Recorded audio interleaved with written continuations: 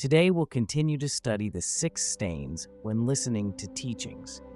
Yesterday we studied the stains of pride, lack of faith, and lack of effort. Today we move to the 4th stain. The mind being distracted by the objects of the 6 senses is the cause of our cyclic existence in samsara. Since beginningless time, all sentient beings have been trapped in samsara and cannot get liberated. The primary reason is that they are captivated by the 5 objects of desire, and their consciousness is not at ease. Such attachment drives them to commit wrongdoings, and as a result, they are deeply imprisoned in samsara and cannot set themselves free. Since attachment caused by outward distraction is the root of all hallucinations and the source of all suffering, we must concentrate our minds in any way we can when listening to and practicing the Dharma. As said in Padmasambhava's teachings on the 6 bardos, at the very beginning of their practice, ordinary people find it hard to control their minds.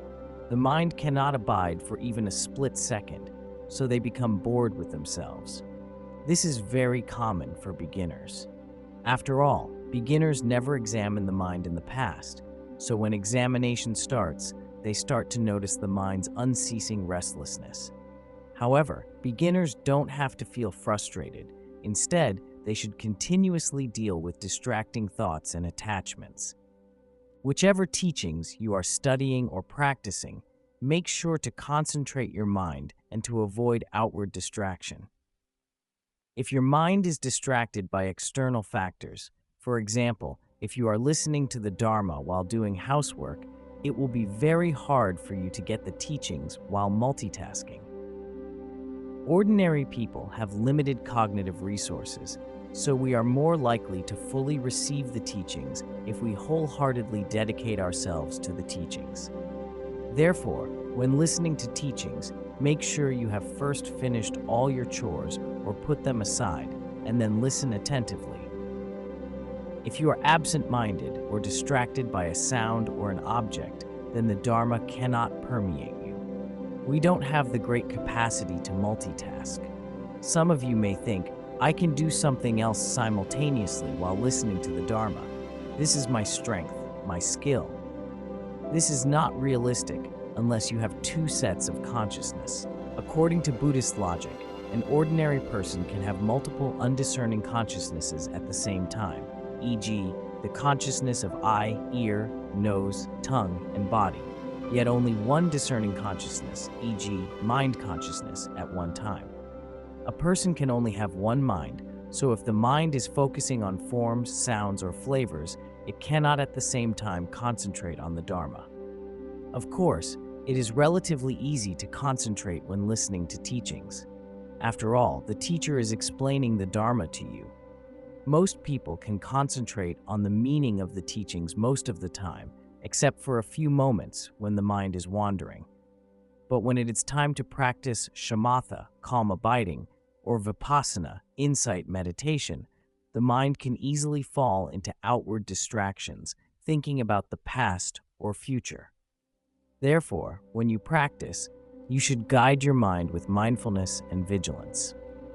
When listening to teachings, you should gather the 6 senses and concentrate one-pointedly. Some people listen to the teaching on the MP3 audio, yet their eyes are watching a TV program. Listening in this way, they cannot fully absorb the teaching. Therefore, I highly recommend that you finish chores before Dharma class and set aside time just for attentively listening to the teachings. Best of all, you should try to avoid any distractions and disturbances. Only by practicing in this way can you perfectly receive transmissions and understand the teachings. In the next part, we'll study the analogies that further explain the faults of outward distractions. Here, Patrul Rinpoche primarily discussed the 5 sense consciousnesses when engrossed in external stimuli. Strictly speaking, this explanation requires further elaboration because, according to Buddhist logic, the 5 sense consciousnesses of the eye, ear, nose, tongue, and body are undiscerning, but through them arises the discerning mind consciousness. But here, Patrul Rinpoche didn't strictly distinguish discerning consciousness from undiscerning consciousness. Instead, he simply chose to apply worldly expressions, such as, "My eyes are obsessed with beautiful scenes," or "My ears really like the melody," to loosely illustrate the fault of the five senses being distracted by external objects. 1. Eye consciousness attracted by forms. When the eyes see beautiful forms, greed arises due to indulgence, and greed leads to wrongdoings that trap the beholder in samsara without being liberated. Such a person won't be reborn in a higher realm. Instead, he may be a moth in the next life, a being who, due to past habitual tendencies, will fly to the lamp flame and die in it, because the moth's visual consciousness is attracted to bright lights. Why are moths so attracted to light? Here is the primary scientific explanation. When moths fly at night, they navigate by the glimmer of the moon, a method called transverse orientation, which is somewhat similar to celestial navigation. Thus, when moths see the light of a lamp, they mistake it for moonlight, and following their instincts, they keep their body in a certain position in relation to the lamp to guide them. As a result, the moths fly around the lamp until they die from exhaustion. Another explanation is that moths display positive phototaxis, which is an organism's automatic response to light. This phenomenon reflects the habitual tendency of a moth flying toward the light. However, the above scientific explanations do not acknowledge habitual tendencies from previous lives. In fact, those who are drawn to beautiful forms or who are obsessed with dressing up in this life will be reborn as moths in a future life. Once a Khenpo gave teachings in a city telling people not to be preoccupied with dressing up or they would be reborn as moths. It is said that after the teaching, many pretty girls dared not dress up anymore. 2. Ear consciousness attracted by sound. The attraction of ear consciousness to melodious sound can also lead to disaster. This is how a stag is killed by a hunter's poisoned arrow or gun, because the stag's hearing draws it to the sounds of a vina. In fact, melodious sounds, besides stimulating our ear consciousness, have no other meaningful function. But some beings get very engrossed with sound. If a person has a very strong habitual tendency towards sound, and if he is not reborn as a human in the next life, he may be reborn as an animal drawn to musical instruments. Sometimes a cockroach or a mouse which stays close to a musical instrument might be a very famous singer in a previous life. I told you this story in the past. Jamyang Sherab, a renowned lama from Kumbum Monastery, was once invited to give fawa to a deceased person who was a popular singer. During the puja, Jamyang Sherab recited the prayer of transference. After praying for a long time, his expression revealed something was not quite right. In the afternoon, the Lama suddenly broke into a love song, and then he resumed the prayer of transference. In the end, he dedicated the merit. People in attendance were puzzled by his actions. When Jamyang Sherab returned to the monastery, one of his disciples asked why he had sung a love song during the puja. The Lama responded, "How pitiful! Today I checked with my psychic power and found that the deceased, in her bardo state, was attracted by singing from elsewhere. No matter how hard I tried to bring her back, she was very reluctant to return. Thus, I had to attract her with my singing. Because my voice was pleasant, she started to show interest in me.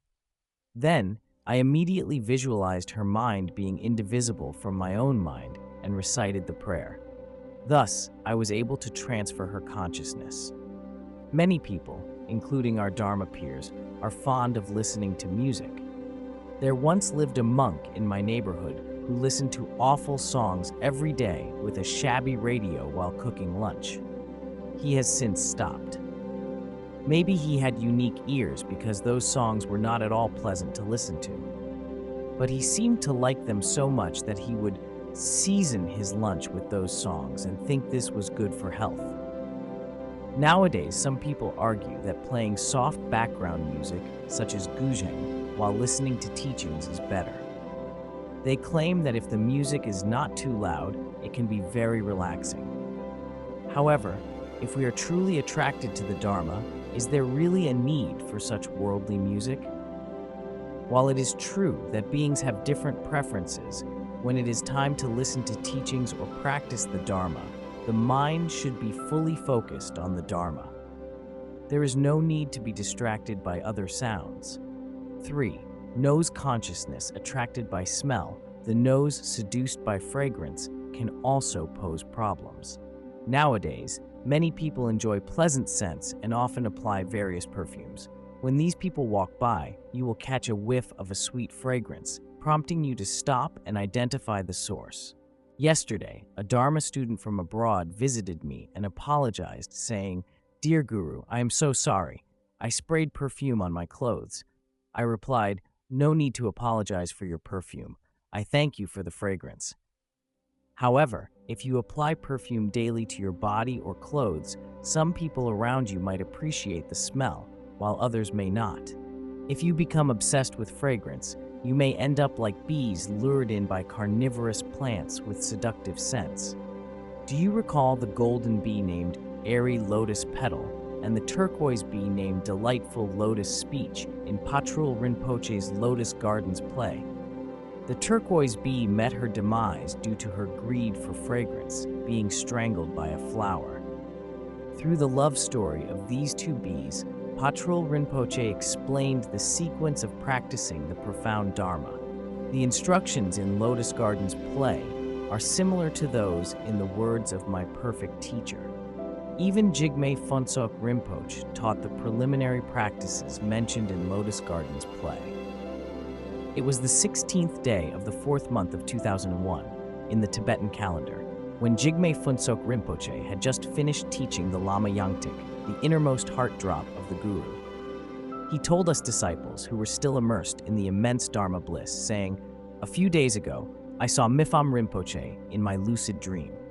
Mifam Rinpoche advised me to teach the words of my perfect teacher after the Lama Nyingtik. In my mind, I thought, the current situation is not good, and my health is deteriorating day by day. It might be challenging for me to complete the teaching of such a lengthy text. Therefore, I asked Mifam Rinpoche, can I teach the preliminary practice in illuminating the path to liberation or Lotus Gardens play instead? Mifam Rinpoche agreed. With that, I made a vow to teach the preliminaries in Lotus Gardens play 100,000 times. In my short life, I may not be able to teach it 100,000 times, so I relay this mission to all of you. Each of you should impart the teaching. As long as 100,000 people listen to the teaching, my vow will be perfectly fulfilled. I gave the teaching once, and my commentary was transcribed and compiled into one of the volumes of the Treasure of the Great Dharma. Nonetheless, before his parinirvana, Jigme Phuntsok Rinpoche still managed to finish teaching the words of my perfect teacher. I often think in this way. Mifam Rinpoche guided Jigme Phuntsok Rinpoche with his illusory body of wisdom, asking him to teach the words of my perfect teacher after the Lama Nyingtik, which shows that the words of my perfect teacher is an extremely profound teaching bestowed by lineage masters. When checking the dependent origination from various perspectives, we can see that later generations have indeed received great benefits from the text. In 1997, the great Jigme Phuntsok Rinpoche made a 4-year teaching plan for himself. In the first year, he would teach the Sutra of 100 Actions. Second year, the Way of the Bodhisattva. Third year, Mifam Rinpoche's commentary on the Guhyagarbha Tantra titled Luminous Essence. Fourth year, the Lama Nyingtik. When this 4-year plan was completed, Jigme Phuntsok Rinpoche continued to teach the Sutra of the Wise and the Foolish and the words of my perfect teacher. When I was alone in my room, I would often contemplate the great Jigme Phuntsok Rinpoche's life, especially his instructions in his late years. The fact that Jigme Phuntsok Rinpoche's last complete teaching was on the words of my perfect teacher renders a great dependent origination for us. I hope each of you will study the text seriously this time. I have vowed to teach the text 1,000 to 10,000 times, so this time I should be able to achieve the goal.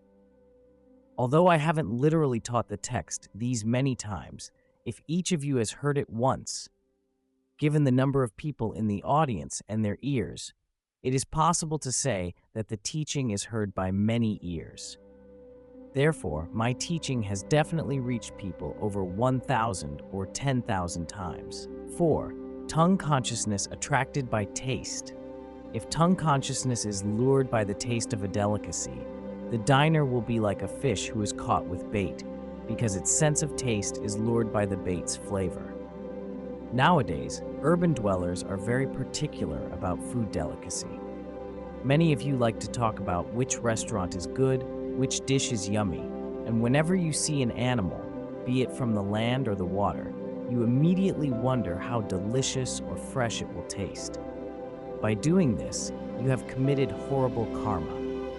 In the next life, you may be reborn as animals, and the animals you have eaten in this life may be reborn as humans, so you will become their delicious food on the plate. 5. Body consciousness attracted by touch. It is very hot in India, so herds of elephants bathe in the lakes at noon just to cool off.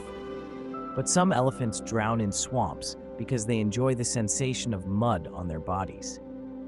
Similarly, if you are obsessed with the comfort of touch, you'll be like those elephants that die in the swamp of desire. Many people constantly apply their minds to details like, how soft is this piece of cloth? Or, where do I get the best massage? Some people take a black mud bath to have fair skin. Such a bath is advertised on buses in Sichuan province. As long as the advertisements deliver appealing messages, people will be attracted, because they pay special attention to the sensation of touch. Sentient beings are sometimes very pitiful. If no negative karma is involved, then it is totally fine if one wants to have fair skin or a good figure. But if pursuing a pretty look is for the purpose of attracting the opposite sex, it is totally unnecessary, because it may lead to terrible karmic consequences related to lust and desire. Besides the outward distractions of the 5 sense consciousnesses, the precious treasury of pith instructions also discusses the distractions of mind consciousness. Concepts seduce the mind, the way the death of a calf causes a camel to grieve. If the mind is obsessed with various phenomena such as romantic relationships and possessions, then the mind will definitely be seduced by those things. In the same way, the death of its calf causes a camel to grieve and to eventually die from the pain of her loss. Therefore, you shouldn't get engrossed in the objects of the 6 senses. Once you are attracted, you must immediately realize that such grasping is the cause of lower rebirth, and you should deal with the attraction with mindfulness and vigilance. A professor once said Chinese Buddhist monks wear sandals exposing the 5 toes in the front and the heel at the back to symbolize that they need to forgo the 6 sensory attractions. I don't know whether there is such a reference in the sutras, as I am not familiar with every single scripture in Chinese Buddhism. Nevertheless, monastics must cut off attraction to the objects of the 6 senses. Of course, it is impossible for us as beings of the desire realm to completely forgo objects. Before we attain the fruition of a sublime state, it is very difficult to forgo eating, sleeping, and other objects of the senses. But at least when practicing or listening to teachings, don't indulge in 5 desires and 6 senses while pursuing the Dharma. It is only through one-pointed attention on the teaching and practice that you can achieve dharmic goals. Most importantly, whenever you are listening to the Dharma, giving a teaching, meditating, or practicing, you should cut off thoughts about the past, present, and future. Specifically, do not dwell on thoughts about your past experiences. Do not disturb your mind with the present, and do not continuously fantasize about the future. Of course, when giving teachings, it is easier to cut off those thoughts, unless the teacher has to tell their own stories about past happenings. Otherwise, If the teacher's mind is not concentrated on the content, but on the past or the future, the teacher may not be able to properly deliver the teaching. In comparison, you need to be more mindful of your thoughts when listening to teachings. Otherwise, your body remains in the Dharma hall, yet your mind has already gone to the city for the non-Dharma. This is just like a Tibetan saying, the body is in the monastery, yet the mind is in the city. This is a satire on charlatan monks. In addition, when listening to teachings, you should not simultaneously plan for the future. This will distract your hearing of the Dharma. Every time after we finish studying the words of my perfect teacher, we have a few minutes to meditate together. Inexperienced meditators can hardly calm their minds during this short period, as discursive thoughts constantly rear up, which is very frustrating. Meanwhile, experienced meditators find the meditation practice quite easy. The meditation we are doing together is not completely a calm, abiding meditation, which requires abandoning even the subtle discursive thoughts. Ours is an analytical meditation. For example, when we follow the meditation guide on the precious human life, we just focus our minds on its content. If other discursive thoughts surface, we can bring back our minds with mindfulness and vigilance, which is not very difficult. A newbie meditator's mind is like a wild child who hasn't been educated and who wanders everywhere out of control. If the child is enrolled in a school, then whenever they get a bit naughty, the teacher will discipline them so they become obedient. It is the same with our mind. We need to train our mind again and again through meditation and sustained practices. Otherwise, our discursive thoughts won't stop for even a few minutes, let alone for months or years. Some people complain that it is hard to meditate because the mind is still restless after a whole month of practice. Indeed, it is not so easy to calm and abide our mind. Our mind has been like an untamed wild elephant since beginningless time, so it is not realistic to calm it within a few days. Therefore, the best way is to train the mind through more meditation and practice. Regarding how to cut off discursive thoughts, Gyalse Rinpoche, 1295-1369, offers us the following great pith instructions. First, do not dwell on thoughts about the past. Past joys and sorrows are like ripples on the water. They have disappeared without a trace. Don't dwell on them. If they were to surface in your thoughts, reflect on how success and failure come and go.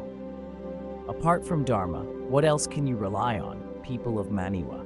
Some monastics always linger on the past, thinking, how I used to love, how I used to fight, etc. Some householders also like to boast about the past, saying, how I used to be this or that. When they talk about the past, they shed tears at one moment and become ecstatic at another, like a crazy person. Longchen Nyingtik said, yesterday's event is gone, so there is no need to think about it. If you really want to reflect on the past, then you should think about how success and failure come and go. For example, what used to be a bustling place has now become ruins. A once rich person is now a pathetic beggar. A once vagabond is now a millionaire. A once happy family is now broken. Contemplating the principle of impermanence is of great help to our Dharma practice because you will be convinced that nothing can be trusted other than the Dharma. As the Sutra of Instructions to the King says, for a dying person, the only refuge and protection is the Dharma, and nothing else. Therefore, when listening to or practicing the Dharma, there is no need to linger on the past. You'd better not talk about the past because this generates nothing useful. If the past comes to your mind, you should take it as a reminder of impermanence, which can be of help to your practice. Then, you will feel that nothing is reliable besides the Dharma. Second, do not continuously fantasize about the future. Future plans are like nets cast on dry land. They will never bring what you expect. Do not fantasize about them. If they were to surface in your thoughts, reflect on how uncertain it is when you'll die. Apart from Dharma, what else do you have time for, people of Maniwa? A Tibetan proverb says, "Hope is always surrounded by despair." Some people speculated in the stock market or invested in real estate last year, thinking that they would surely make a fortune this year. They even started to make plans for further investment. However, contrary to their plans, the global financial crisis swept away their wealth and shattered their dreams. Such cases are so numerous that we should forgo planning for the future. But if the future comes to your mind, you should contemplate how uncertain when your life will end. It is certain that every one of us will die, yet it is uncertain when we shall die.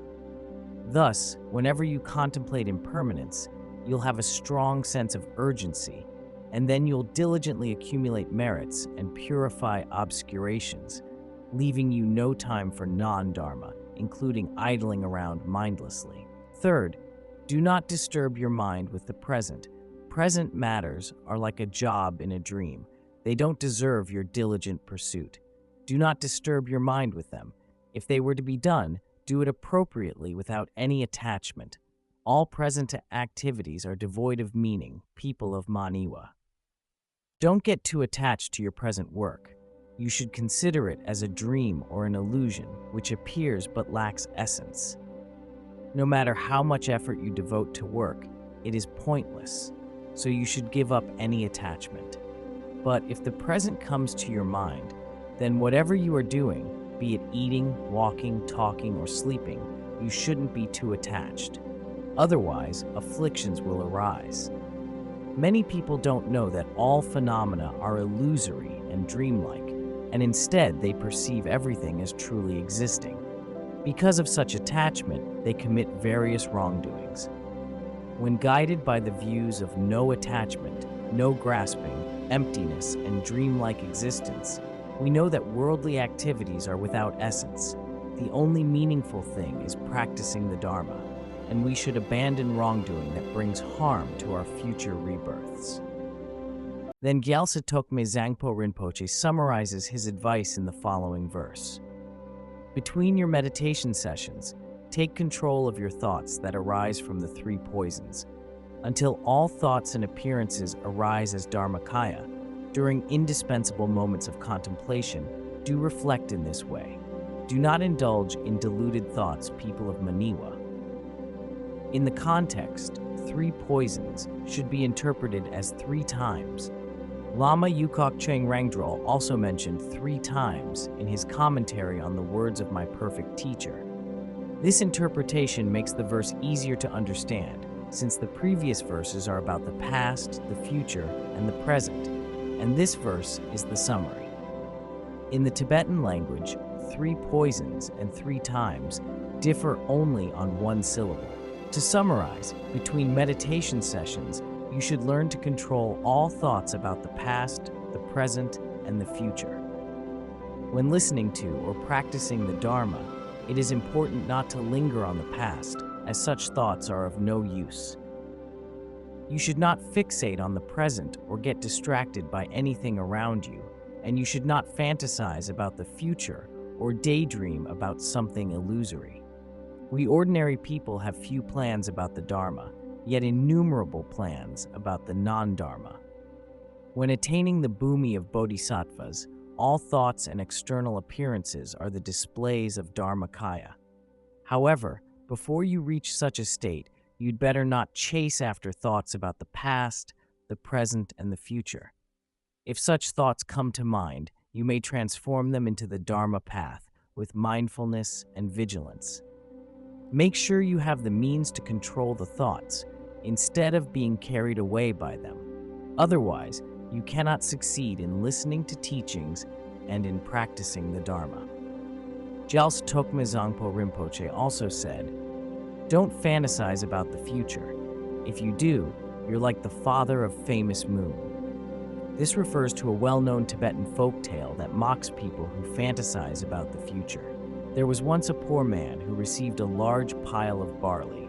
He carefully placed it into a big sack, secured it to a rafter, and then settled down beneath it, lost in his thoughts. "This barley will surely bring me great wealth," he pondered. "Once I am wealthy, I will find myself a wife. and we will surely have a son. What should I name him? Just as he contemplated this, the moon emerged, and he resolved to name his future son Famous Moon. Unbeknownst to him, a rat had been continuously nibbling at the rope that supported the sack. Without warning, the rope broke, causing the sack to crash down upon the man, ultimately resulting in his demise. This folktale has a different version. Once a poor man came across a large pile of barley. Since he had no house to store it, he carried the sack with him when crossing mountains. One night, he had to spend the night on the top of a steep hill, and at the bottom of the slope was a big lake. At bedtime, he started to daydream. The plot is basically the same as the above one. Now that I have this big sack of barley, I will be rich. Once I am rich, I will have a wife who will have a boy. What shall I call my son? Just then the moon appeared, so he decided to call him Famous Moon. At that moment, the moon rose from the eastern mountain, and the moonlight shone upon him. This made him very happy, thinking, I am thinking about Famous Moon, and the moonlight is on me.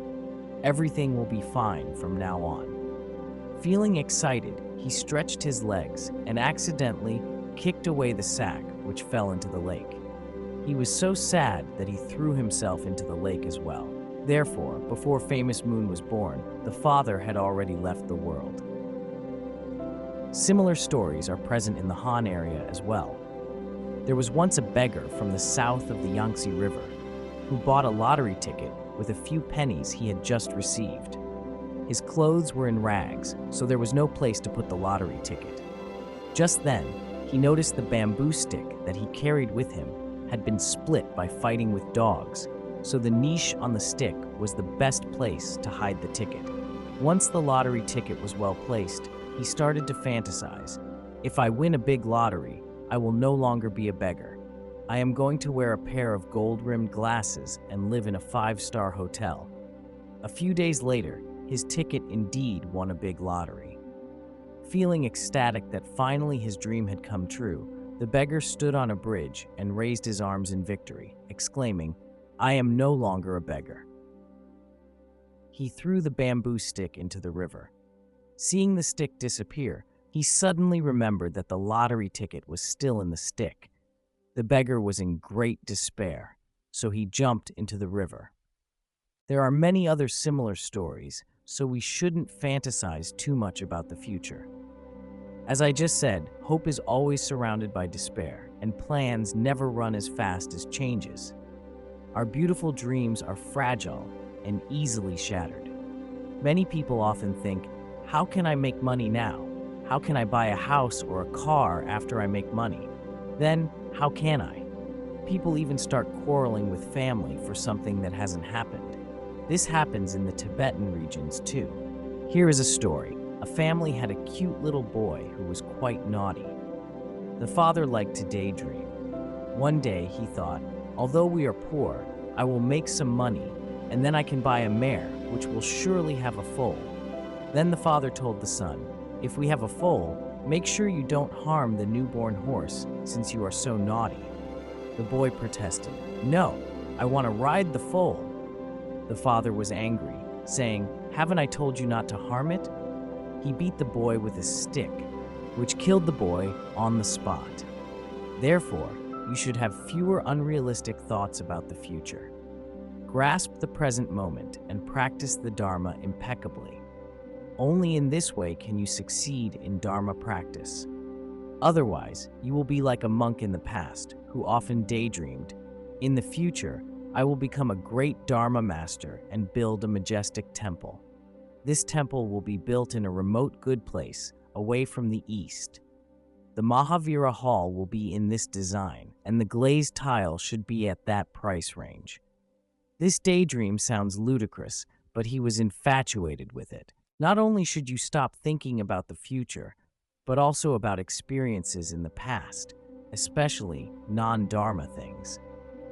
There is no need to tell others about such thoughts or immerse yourselves in them.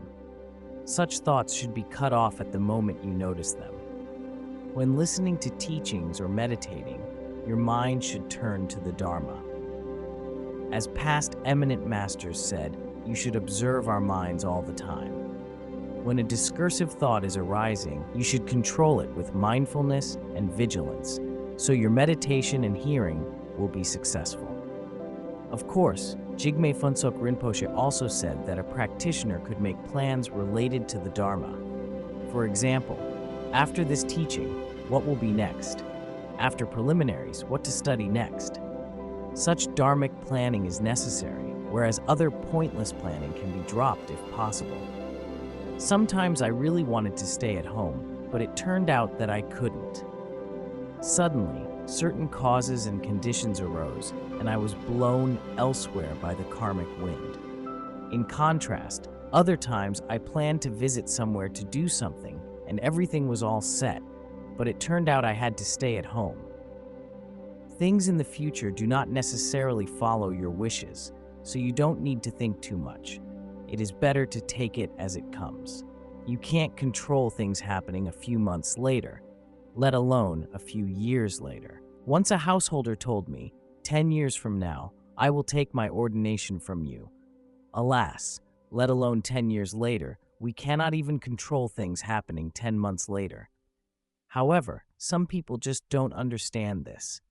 Speaking of the householder's ordination, 10 years later, perhaps he may have already turned into bone ashes, and so may I. Therefore, scattered thoughts about the past and future will never come to fruition. They only serve as distractions to our study and practice of the Dharma.